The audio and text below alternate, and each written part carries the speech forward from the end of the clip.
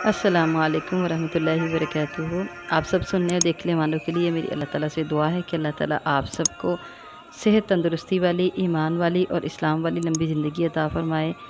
तो अल्हम्दुलिल्लाह हमारा जो सिलसिला चल रहा था जिसमें हम इब्राहीम अलैहिस्सलाम के बारे में और उनके बेटे इस्माईल अलैहिस्सलाम और इसहाक़ अलैहिस्सलाम के बारे में पढ़ेंगे, और ये पढ़ेंगे कि किस तरीके से हज और हज के अरकान, उम्रा और उम्रे के अरकान जितने भी हैं वो सारे इब्राहीम अलैहिस्सलाम और इस्माईल अलैहिस्सलाम की सुन्नत हैं। तो पीछे बात चल रही थी ये कि इब्राहीम अलैहिस्सलाम अपनी कौम को तौहीद के दलाइल देने लगे। अब इब्राहीम अलैहिस्सलाम ने अपनी कौम को जो तौहीद के दलाइल दिए, उनमें से कुछ दलाइल जिनका उन्होंने मुशाहदा किया तौहीद का, वो ये थे। सूरह अनाम में अल्लाह ताला इरशाद फरमाते हैं कि जब रात हुई तो इब्राहीम अलैहिस्सलाम ने तारे को देखा, सितारे को देखा, बहुत रोशन सितारा, तो कहने लगे हाज़ा रब्बी, ये मेरा रब है। फिर क्या हुआ, दिन चढ़ गया और सितारा जो है वो डूब गया। तो इब्राहीम अलैहिस्सलाम कहने लगे, अब देखें, अक्ल से दलील हासिल की और अल्लाह ताला से जब तौहीद की दलील तलब कर रहे थे तो अल्लाह ने दलील दे भी दी। और जब दिन चढ़ा, सितारा गायब हो गया, डूब गया, तो कहने लगे जो डूब जाए वो मेरा रब नहीं हो सकता। फिर क्या है, फिर रात आई, फिर चाँद निकला और कहने लगे कि ये चाँद जो है ये रोशन ज़्यादा है सितारे से और सितारे से बड़ा भी है। तो कहने लगे हाज़ा रब्बी, ये मेरा रब है। लेकिन फिर जब दिन चढ़ा तो चाँद भी डूब गया, तो कहने लगे कि जो डूब जाए वो मेरा रब नहीं हो सकता।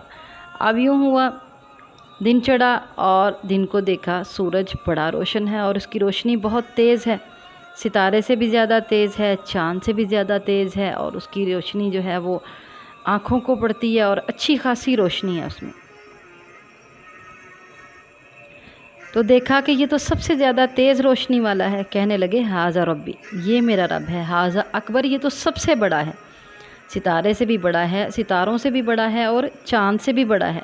लेकिन जब रात हुई तो चाँद भी, वो सूरज भी डूब गया, और जब सूरज डूब गया तो फिर कहने लगे कि जो डूब जाएं वो रब नहीं हो सकता। और फिर कहने लगे मैं इन मुशरिकों के से और मुशरिकों के माबूदों से बेज़ार हूँ, क्योंकि इब्राहीम अलैहिस्सलाम की कौम सितारों की पूजा करती थी, इब्राहीम अलैहिस्सलाम की कौम चाँद की पूजा करती थी, इब्राहीम अलैहिस्सलाम की कौम सूरज की पूजा करती थी, बुतों की पूजा करते थे, और फिर उसके बाद नमरूद की पूजा करते थे।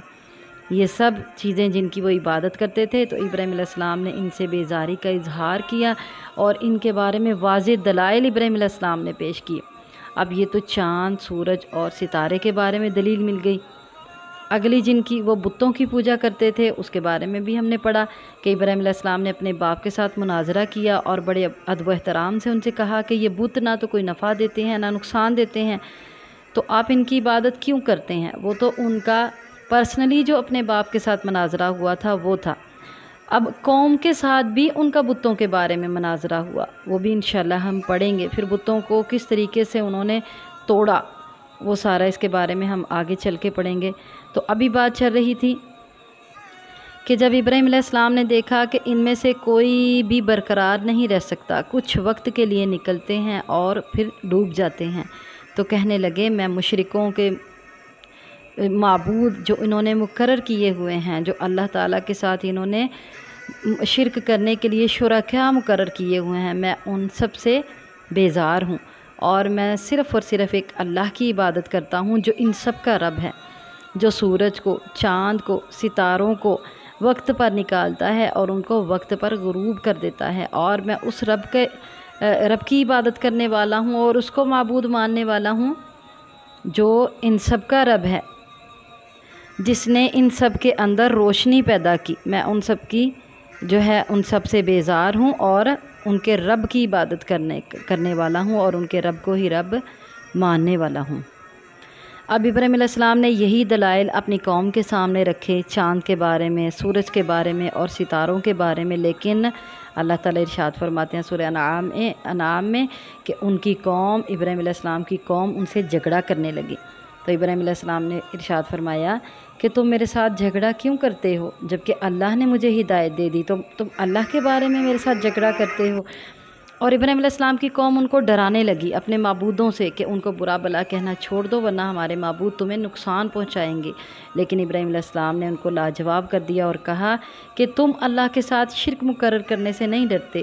وہ اللہ جس نے تمہیں پیدا کیا اور تم اسی کی پیدا کی ہوئی چیزوں کو اس کے ساتھ شریک بناتے ہو، تو میں تمہارے ان معبودوں سے کیوں ڈروں جن کو تم اللہ کا شریک مقرر کرتے ہو جبکہ تم اللہ کے ساتھ شرک کرنے سے نہیں ڈرتے۔ ابراہیم علیہ السلام کی ساری قوم بھی ان کے خلاف ہوگی۔ بابل کے لوگ جن کی طرف ابراہیم علیہ السلام کو نبی بنا کر بھیجا گیا تھا، وہ قوم ان کی مخالفت پر اتر آئی۔